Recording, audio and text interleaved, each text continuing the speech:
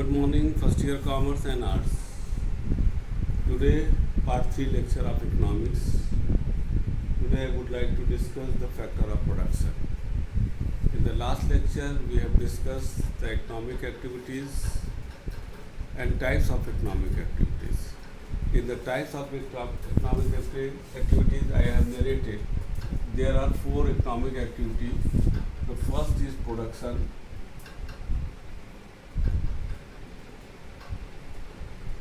Distribution,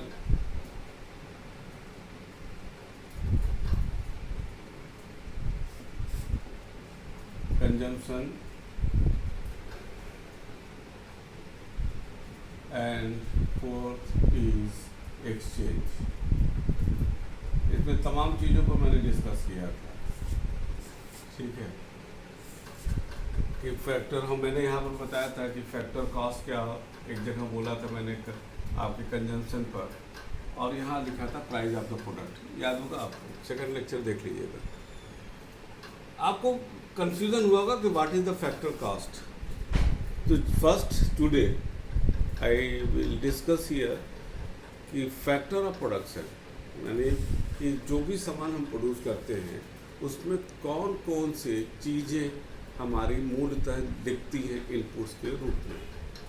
factor of production बनाने में कौन सा, उसको डिस्कस करेंगे, तब आपको वो चीज़ें समझ में आ जाएगी कि फैक्टर कॉस्ट क्या होता है, कॉस्ट ऑफ फैक्टर क्या होता है, तब समझ में एकदम आ जाएगा।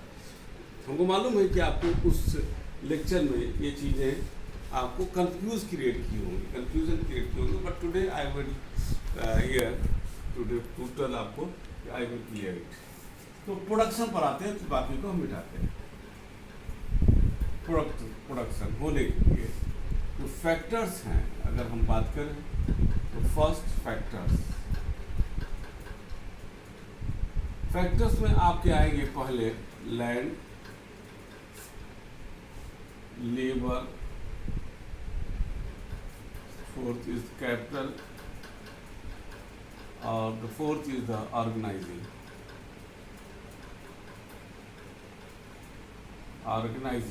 These are the 4 factor. आप 4 ही याद रखिएगा, 5 नहीं। कहीं कहीं 5 का उल्लेख है, लेकिन फिलहाल फर्स्ट ईयर के हिसाब से आपको 4 याद रखना है, 5 नहीं। Land, labour, capital and organising. Land जमीन, लेबर मजदूर, कैपिटल जो पैसा पूंजी हमको मिलता है वो, organising the person, the system in which we perform our economic activity, that is the organizing। देखो ये सारे फैक्टर्स हमारे प्रोडक्शन में सहयोग करते हैं। It is also clear cut notion that when any factor of production is contributing his contribution regarding the production, naturally he would like to, it would like to receive the some remuneration against the services rendered by him। अब reward क्या होता है? Reward का मतलब इसको उसके काम के बदले में क्या मिलेगा। रिवार्ड आ जाएगा आपका लैंड का, हो जाएगा आपका रेंट, लेबर का हो जाएगा आपका वेजेस, और कैपिटल का हो जाएगा इंटरेस्ट, और ऑर्गेनाइजिंग का हो जाएगा प्रॉफिट। यानी लैंड जिसका ज़मीन जो भी हमने लिया, रेंट उसको देंगे उसके यूज करने का, लेबर के अगेंस्ट हम उसको मजदूरी देंगे, कैपिटल अगर हमने किसी से पूंजी लिया है उसके एवज में हम उसको इंटरेस्ट देंगे, और ऑर्गेनाइजिंग जो सिस्टम है, जो इंटरप्रेन्योर ओनर डेवलप करता है, उसका हक बनता है कि हम उसको उसके रिस्क लेने का हम उसको एवज में कुछ दें, दैट इज द प्रॉफिट। अब हम तीसरे पे उल्लेख करेंगे आपका यहाँ पर क्या कहते हैं, एजेंट। एजेंट का मतलब होता है हु प्रोवाइड दिस फैसिलिटी। कौन देता है? लैंड कौन देता है? तो लैंड देगा आपका ओनर। लेबर जो वेजेस पाता है कौन देता है? तो लेबरर, मजदूर। कैपिटल जो इंटरेस्ट पाता है उसको कौन देता है? आपका कैपिटलिस्ट, पूंजीवाद, पूंजीपति। और ऑर्गेनाइजिंग द पर्सन, इसको देता है आपका ऑर्गेनाइजर, या आप कह सकते हो entrepreneur.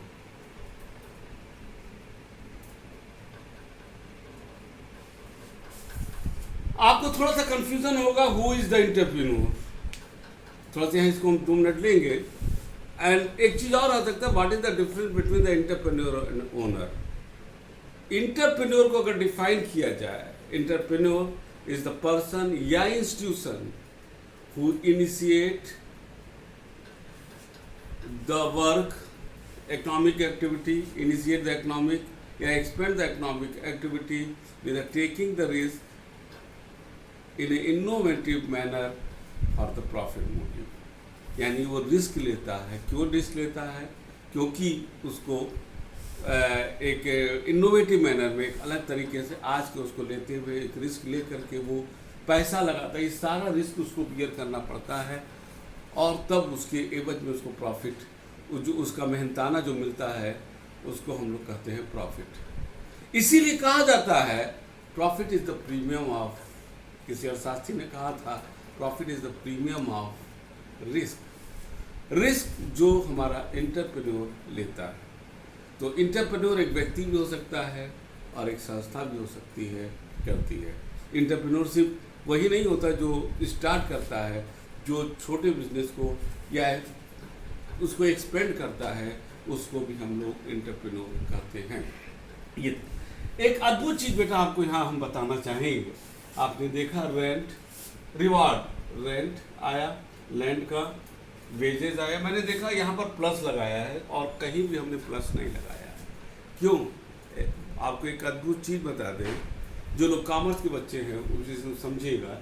In the economics when we are talking about the cost include the profit. In economics, only in economics, always remember, rent plus wages plus interest is equal to cost. Remember, only in economics, because as a factor of production, the agent of the organizing, that is the entrepreneur, who initiated the work, he is taking the risk, naturally उसका profit पाना उसका अधिकार बनता है।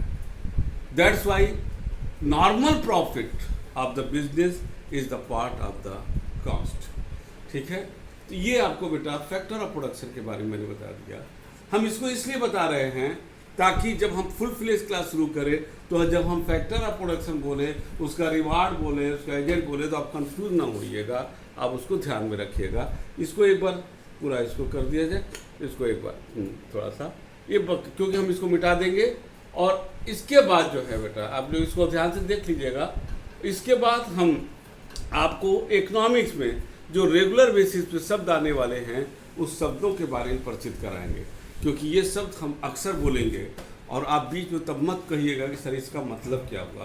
क्योंकि एक चीज़ जान लीजिएगा, इकोनॉमिक्स और कॉमर्स मैनेजमेंट में आप जो इंग्लिश की डिक्शनरी में शब्द है उसको हूबहू लेंगे तो अर्थ का अनर्थ निकलेगा। इसलिए इकोनॉमिक्स में एक अलग शब्द आता है। आप लोग यहाँ एक चीज़ और बता दें, इकोनॉमिक्स की डिक्शनरी भी आती है। अगर आप लोग चाहो तो ऑक्सफोर्ड का इकोनॉमिक्स की dictionary, the student who is very much interested to study the economics as his for his career point of view, तो वो इसको खरीद सकते हैं। आप इकोनॉमिक्स का एक क्या कहते हैं डिक्शनरी। अब हम कुछ शब्दों के बारे में आपको बताना चाहते हैं। तो ये फैक्टर ऑफ प्रोडक्शन खत्म हुआ, इसको मैं मिटाऊंगा और अब जो है हम कुछ शब्दों को आपको परिचित कराएंगे। ठीक है, देखिए बेटा, एक शब्द आता है प्रूडेंट पर्सन। उसमें अक्सर आपको कॉमर्स में आपको मिलेगा, इकोनॉमिक्स में मिलेगा प्रूडेंट पर्सन। अक्सर ये रेगुलर बेसिस पर शब्द रहेगा। तो पहले होता है, पहले हम बताएंगे व्हाट इज द प्रूडेंट। ये लीगल वर्ड भी है और एक टेक्निकल वर्ड भी है। लीगल भी और टेक्निकल इसलिए है क्योंकि प्रूडेंट का क्या मतलब होता है? प्रूडेंट का मतलब होता है the person who is doing the work, who is deciding the things according to the situation. जैसे प्रूडेंट का मतलब आप समझिएगा, जैसे मान लीजिए आप कहीं जा रहे हो, आप किसी, चलिए इसको दूसरा ऐसे एग्जाम्पल हो, किसी के पॉकेट से मोबाइल निकाल लेना, ये बदतमीजी, ठीक नहीं बात नहीं। लोग पागल हो क्या, मोबाइल निकाल लिए। लेकिन एक आदमी स्कूटर से गिरकर बेहोश है, एक्सीडेंट हो गया, चोट लग गया है, और आप उसको मोबाइल नहीं निकाल रहे हो, तब लोग आएंगे कहेंगे पागल हो क्या, इन्हें को मोबाइल निकाल के उसके घर फोन करें। आप कहोगे सर तो सर या मम्मी पापा तो बोले कि मोबाइल नहीं निकाला जाता, तो कहेगा you are not prudent person, क्योंकि फिर चीज़ें गलत सही नहीं होती हैं, चीज़ें गलत सही सिचुएशन के हिसाब से होती हैं। एक सिचुएशन में मोबाइल निकालना गलत था तो दूसरे सिचुएशन में वो चीज़ सही है। तो according to the situation we should to decide, this is the prudent person. तो एक प्रूडेंट पर्सन के रूप में मुझे क्या करना है, it can not be defined, it is totally depend upon the situation के हिसाब से, और totally it is totally up to you to decide. किसी भी व्यक्ति की क्षमता का होता है कि किस सिचुएशन में क्या डिसाइड करता है, यही है आपका प्रूडेंट पर्सन। दूसरा आप बताने जा रहे हैं रैशनल। आप कहेगा कि the person is the rational.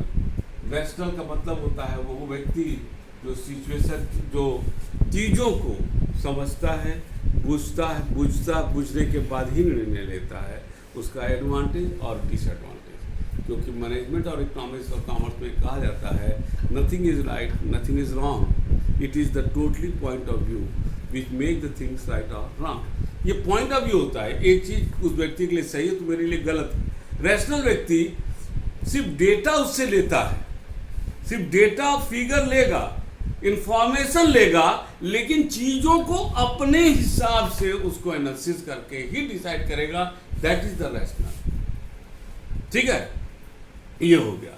दूसरा आता है सब्जेक्टिव, और या दूसरा इसी का विपरीत हो जाएगा ऑब्जेक्टिव। ऑब्जेक्टिव क्या होता है? ऑब्जेक्टिव का मतलब होता है जिसमें हमको सोचना समझना नहीं है, सिर्फ आपको हमको आंसर देना है which is based on the fact. Bharat का राष्ट्रपति कौन है, इसमें सोचना समझना नहीं है कि मेरे विचार से नहीं चलता। यहाँ पर फैक्ट है कि mister Kovind is the president of the India, Ramnath Kovind. ये इसमें भारत का प्रधानमंत्री कौन है? नरेंद्र मोदी जी हैं। ये सोचना नहीं है, दिस इज द ऑब्जेक्टिव। लेकिन जब हम कहते हैं it is the subjective matter, तो वहां निकल के आता है it is the matter of analysis. जैसे हम कहें भारत का राष्ट्रपति फलाने हैं, ये तो ऑब्जेक्टिव है, लेकिन कहे भारत का राष्ट्रपति कैसे हैं, अब अच्छे हैं कि बुरे, it is the subjective matter, it is the matter of analysis. किसी की निगाह में अच्छे हो सकते हैं, किसी की निगाह में बुरे हो सकते हैं। तो सब्जेक्टिव में ये आता है कि कैसे हम किस चीज़ को एनालिसिस करते हैं as a rational, as a prudent person. The fourth point is the relative, और पांचवा लिख देंगे कॉन्टिजेंट। रिलेटिव का मतलब होता है person to person it differ. व्यक्ति के हिसाब से कोई भी डिसीजन होता है, वो व्यक्ति के हिसाब से। खाना खिलाना है, आपके मेहमान आए, बच्चा आया है, आपका बर्थडे में आपके, उसके लिए आप अलग खाना बनाओगे। हमारे एज ग्रुप के लोग आएंगे, उनके लिए अलग, 70-80 साल के लोग आएंगे, उनके लिए अलग। It is the relative matter, क्या किसको पसंद है क्या है। तो कोई भी मैनेजमेंट इकोनॉमिक में जो डिसीजन होता है, उसमें बहुत बड़ा फैक्टर होता है सब्जेक्ट, इन सारी चीज़ों के अलावा, दैट इज द रिलेटिव, उससे व्यक्तिगत तौर से उससे संबंधित। कॉन्टिजेंट होता है, दैट इज द इसको दो भागों में हम लोग कर सकते हैं कॉन्टिजेंट। एक इमरजेंसी के हिसाब से, सिचुएशनल, एक चीज सिचुएशन इमरजेंसी में सही है, एक चीज में गलत है ना। भूकंप में आप किसी भी कपड़े में रहो, आप बाहर चले जाओगे, वो इमरजेंसी था, लेकिन नॉर्मल कोर्स में अगर जाओगे तो कहीं पागल हो गया। दूसरा कॉन्टिजेंट एक होता है कि जब हम पूरे इंसिडेंटल और सिस्टम को अफेक्ट करने वाला, ठीक है। तो ये आपका बेटा ये 1 2 3 4 5 शब्द हो गए जिसको मैंने बताया फैक्टर ऑफ प्रोडक्शन, और ये पांचों शब्द जिसको आगे की क्लास में हम बार बार उल्लेख करेंगे। अब नेक्स्ट क्लास में हम आपको आएंगे, हम बताएंगे इकोनॉमी कितने प्रकार की होती है, क्योंकि उसी के बाद हम फिर इंडियन इकोनॉमी पर क्लास शुरू कर देंगे। लेकिन उसके पहले हमको जान लेना चाहिए कि हमारी इकोनॉमी किस प्रकार की और क्या है, ठीक है ना। तो अब हम उम्मीद करते हैं कि ये सारी चीज़ें सिंपल वे में मैंने बताने की कोशिश की, आपको समझ में आ गई होगी, ठीक है। क्लास जरूर देखिएगा बेटा, क्योंकि यही क्लास आपके लिए आगे काम आएगा। इग्नोर नहीं कीजिएगा, क्लास रेगुलर कीजिएगा, नोट्स बनाते रहिएगा। कोई भी परेशानी होगा जब हम मिलेंगे या ऑनलाइन कभी रूबरू होंगे तो आप पूछिएगा। घर पर रहिएगा, मास्क लगा कर ही निकलना। तो अब तब तक के लिए good day and good bye.